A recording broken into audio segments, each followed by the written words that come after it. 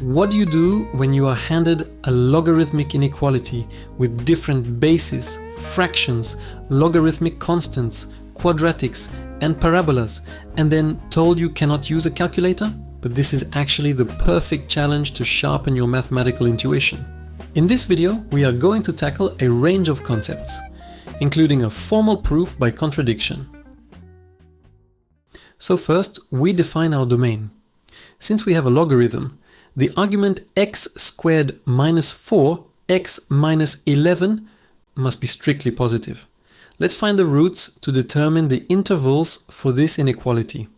We are going to use the quadratic formula a couple of times throughout this video.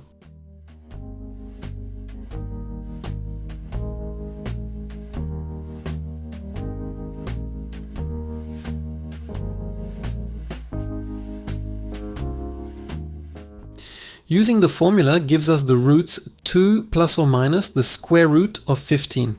2 minus the square root of 15 is approximately negative 1.87.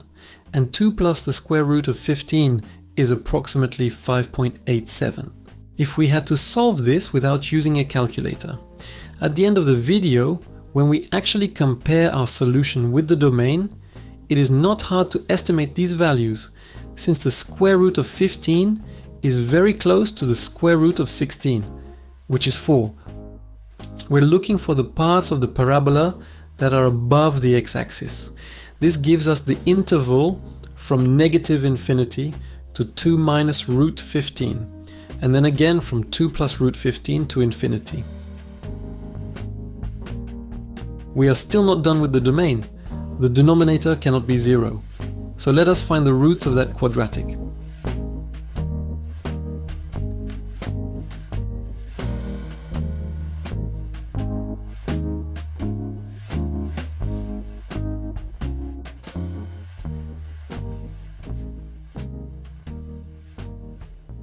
One third is not in the interval we already have, but negative 2 is, and we must remove it from the domain.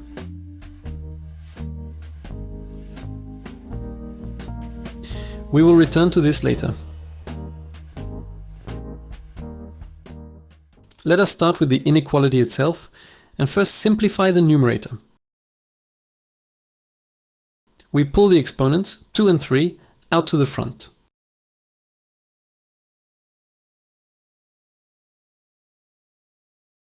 We have two different bases, 5 and 11. To make sense of this, let's use the change of base formula to get everything into common logs. Choosing some other base here would work too, but as we move along, we are going to see that it doesn't really matter what the base is.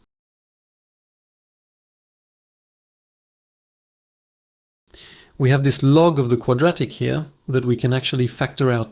After factoring, we are left with 2 divided by log 5 minus 3 divided by log 11. Let us plug this into our inequality. Why did we factor that log out?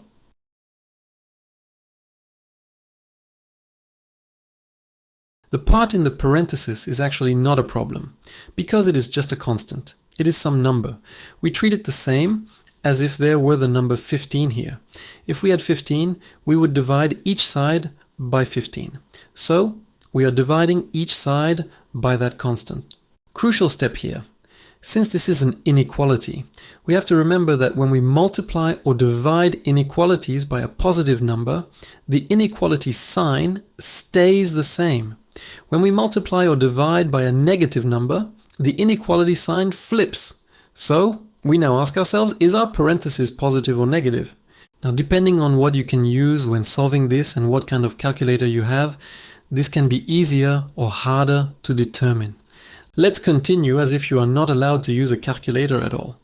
We will use a proof by contradiction here. Let us assume this constant is positive and see where this takes us. If this is positive, then 2 over log 5 is greater than 3 over log 11. We can multiply the entire expression by the product of log 5 and log 11. Since both are positive, we are safe doing this. This means you can also just cross-multiply the terms to compare them more easily. Since 121 is not greater than 125, our assumption was wrong. Therefore, this entire constant term is negative. When we divide both sides by a negative number, our inequality sign flips from greater than or equal to 0 to less than or equal to 0. We are now left with a fraction, the log of our quadratic over a quadratic expression, or less than or equal to 0. For a fraction to be non-positive, the numerator and denominator must have opposite signs. This gives us two distinct cases to solve. In case 1, we assume the numerator is greater than or equal to 0 and the denominator is less than 0. In case 2, we have the opposite signs. Because of the original inequality sign, the numerator can be equal to 0, but we know that can never be the case for the denominator. For the numerator, the log of x squared minus 4x minus 11 is greater than or equal to 0, which means the argument must be greater than or equal to 1, or x squared minus 4x minus 12 is greater than or equal to 0.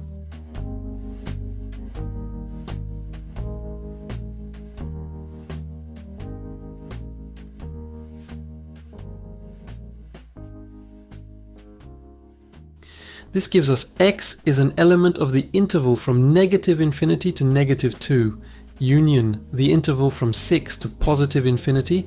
Now, negative 2 is included here as a solution to this specific inequality, but we are going to lose it as we move along. We saw at the beginning that it is not in the domain. For the denominator,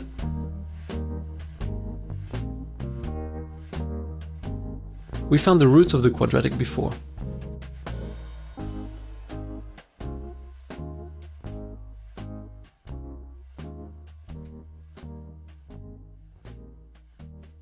This holds true when x is an element of negative infinity to negative 2 union 1/3 to infinity. Intersecting these two for case 1 yields. X is an element of the interval from negative infinity to negative 2, union the interval from 6 to positive infinity. Now for case 2, the numerator is less than or equal to 0, and the denominator is greater than 0. We use the case 1 solution, so we will go through these fast. The numerator gives us the interval from negative 2 to 6. In the first case, we found the solution was from negative infinity to minus 2 and 6 to infinity. By flipping the inequality sign, we're now looking for the values between those roots, which gives us the interval from negative 2 to 6. The denominator condition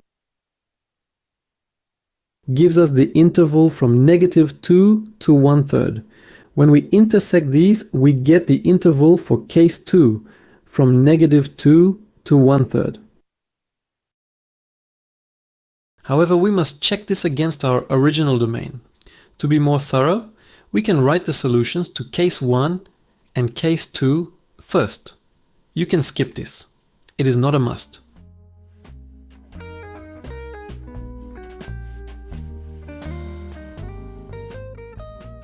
And this is our final solution. X is an element of negative infinity to negative 2, union negative 2 to 2 minus the square root of 15, union the closed interval from 6 to infinity. It is a bit of work, but a great exercise. I hope it helps. If you liked this video, you can find more treasures in the attic by subscribing. Until next time. Take care of the logic, and the beauty will follow. Enjoy the rest of your day.